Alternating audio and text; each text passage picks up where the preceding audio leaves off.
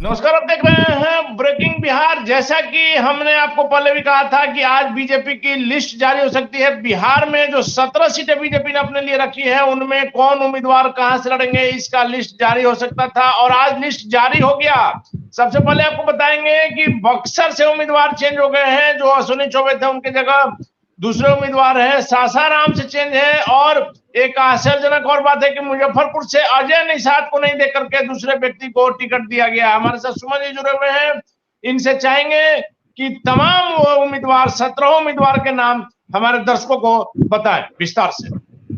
देखिए, जैसा कि आज दिन में जदयू ने अपनी लिस्ट जारी की थी, उसी समय से ये पता लग गया था लोगों को कि बीजेपी भी उसके तुरंत बाद ही 17 लोकसभा सीट पर जो है प्रत्याशियों के नाम की घोषणा करेगी।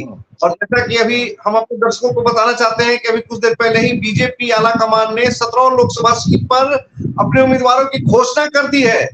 और इन सबसे आश्चर्यजनक नाम, जैसा कि आपने बताया, अश्विनी चौबे के नाम की चर्चा हमने पिछले 6 से 7 महीना पहले की थी और हमने बाकायदा उस पर एक अपना एपिसोड भी बनाया था, जिसमें हमने खुलकर कहा था कि बक्सर में अश्विनी चौबे के क्रियाकलाप से आला कमान खुश नहीं है। केंद्रीय मंत्री रहे हैं, लगातार 2 बार से जीत के आए हैं और उनका टिकट काट के मिथिलेश तिवारी गोपालगंज के हैं, उनको वहां से बक्सर लाया गया है। ब्राह्मण बाहुल्य क्षेत्र है बक्सर और एक ब्राह्मण को हटा के दूसरे ब्राह्मण को लाया गया है। देखिए, भाजपा ने जातिगत समीकरण का पूरा ध्यान रखा है। इसके अलावा हम आपको एक और जानकारी देना चाहते हैं कि इन 17 लोकसभा सीटों में एक लोकसभा सीट ऐसी है जो भाजपा में नया ऐड हुआ है। वो सीट है नवादा लोकसभा सीट और उस नवादा लोकसभा सीट से बीजेपी के कद्दावर नेता डॉक्टर सीपी ठाकुर के पुत्र विवेक ठाकुर को नवादा लोकसभा सीट फाइनल कर दिया गया है। ये बहुत चौंकाने वाला नाम है। हालांकि विवेक ठाकुर की लगातार चर्चा चल रही थी, इसलिए हम उनके नाम पर भी काफी लोगों को आश्चर्य हो रहा होगा। हम पश्चिमी चंपारण से चालू करते हैं। लोकसभा सीट किस क्षेत्र में किस प्रत्याशी को मिला है? देखिए, पश्चिमी चंपारण से संजय जायसवाल, पूर्व प्रदेश अध्यक्ष भाजपा के, उनको कंटिन्यू कर दिया गया है। वही पूर्वी चंपारण से राधा मोहन सिंह, जिनके बारे में लगातार ये कहा जा रहा था कि उनको सीट नहीं मिलेगा, और आपको याद होगा कि कुछ दिन पहले वो एक सभा को संबोधित करते हुए रोने लगे थे और उन्होंने कहा था कि इस बार शायद मैं आपका प्रतिनिधित्व न कर पाऊं। आश्चर्यजनक रूप से राधा मोहन सिंह को कंटिन्यू रखा गया है। उसके बाद मधुबनी में अशोक कुमार यादव, अररिया प्रदीप कुमार सिंह, इन दोनों को भी कंटिन्यू किया गया है। दरभंगा में गोपाल जी ठाकुर, वर्तमान सांसद, फिर से रिपीट किया गया है।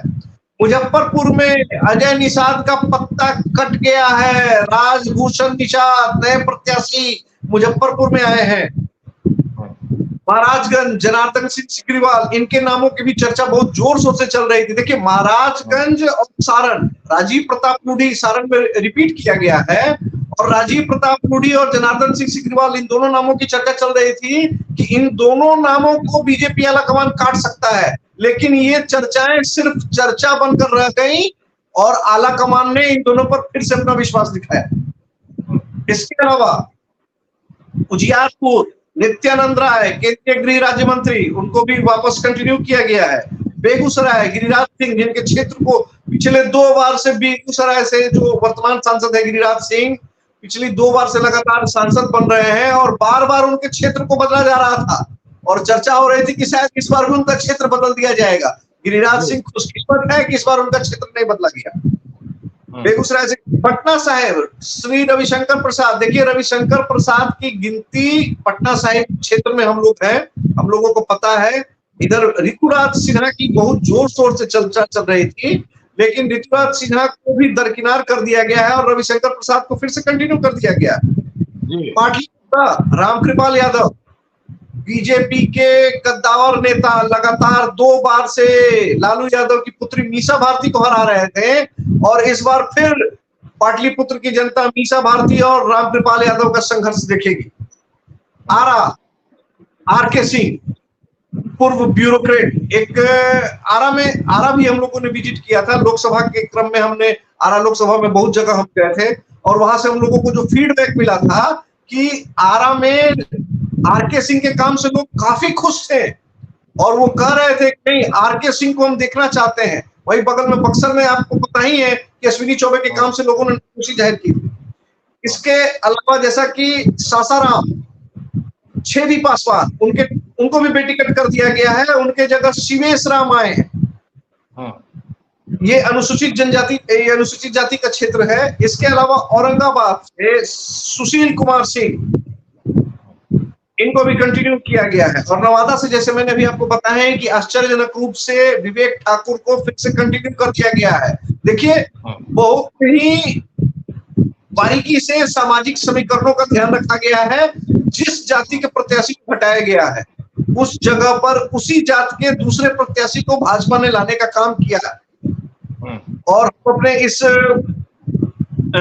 लिस्ट में देख सकते हैं कि सवर्णों को टिकट देने का, भर भर के टिकट देने का काम बीजेपी ने किया है। जी, तो देखा आपने 17 सीटों पर किन किन उम्मीदवारों को उतारा गया है। जातीय समीकरण का ख्याल रखा है बीजेपी ने, और जिन प्रत्याशियों का टिकट काटा है उनके जगह उन्हीं की जाति के प्रत्याशी को टिकट दिया गया है। वैसे में विवेक ठाकुर एक बड़ा नाम है जो लगातार चर्चा में थे। नवादा से जिनको सीट दिया गया, लोजपा से चिराग पासवान से सीट ली गई थी, और बक्सर में भी अश्विनी चौबे का टिकट कट गया है। सासाराम से छेदी पासवान का कट गया है। पटना पश्चिम से पटना साहिब से कहा जा रहा था कि रविशंकर प्रसाद का टिकट कटेगा, लेकिन रविशंकर प्रसाद ने अपनी मजबूत पकड़ दिखाई है और एक बार फिर से टिकट देने में सफल हो गए हैं। वैसे में अब बिहार की राजनीति में आगे अब चिराग पासवान के उम्मीदवार रह गए हैं। चिराग पासवान के 3 सीटों पर सिर्फ नाम बाकी है। बाकी एनडीए के 3700 सीटों पर नाम घोषणा हो गई है। 17 सीट इनका है और 16 सीट जदयू का, 2 सीट जो है उपेंद्र कुशवाहा, जीतन राम मांझी, और 2 सीट चिराग पासवान। हाजीपुर और जमुई में नामों की घोषणा हो गई है। 3 सीटों पर उनका भी बात रह गया। वैसे में अब इन 3 सीटों में कौन प्रत्याशी आते हैं देखना महत्वपूर्ण होगा। फिलहाल आप बने रहे ब्रेकिंग बैग्स।